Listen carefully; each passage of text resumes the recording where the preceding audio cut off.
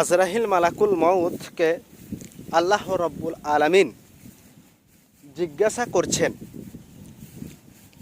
ওগো আজরাহিল, যে মানুষের যে জান কবজ করছো, আপনার কি মায়া লাগে না? মমতা লাগে না? তখন আজরাহিল উত্তরে বললেন, আপনি তো সব উঠিয়ে দিয়েছেন, আমার কাছ থেকে তো সব কেড়ে নিয়েছেন, মায়া মমতা ভালোবাসা সব তো কেড়ে নিয়েছেন।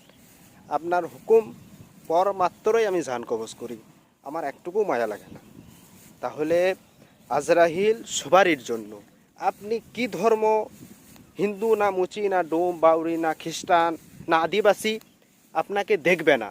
আজরাহিল মালাকুল মউত আপনাকে দেখবে না। আপনি কোন ধর্মে থাকেন, কোন ধর্মে রয়েছেন এবং কি কাজ করছেন, কি খাবার খাচ্ছেন, না জমি ভাগ করে দিচ্ছেন, না কি কাজ করছেন, কিচ্ছু দেখবেন না, কিচ্ছু দেখবেন না। আপনি একটা এমার্জেন্সি কাজ করছেন, একটা ব্যবসা বাণিজ্য করছেন, খুব ব্যস্ততা, দেখবেন না। সব মানুষকে ঘুরিয়ে দেওয়া হয়, কিন্তু আজরাহিলকে কখনো ঘুরিয়ে দেওয়া হবে না। আপনার প্রিয় জিনিস, অন্তরের যে জিনিসটা দ্বারাই চলাফেরা, কথা বলা, উঠা বসা, খাওয়া দাওয়া সব কিছু করছেন, সে জিনিসটাকে আপনার কাছ থেকে কেড়ে নেবে, কোনো উপায় থাকবে না।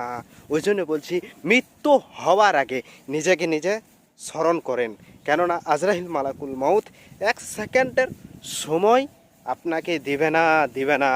আজরাহিল মালাকুল মউত কাউকে 1 সেকেন্ডের সময় দিবে না। আল্লাহর হুকুমের গোলাম তিনি আল্লাহর হুকুমের গোলাম।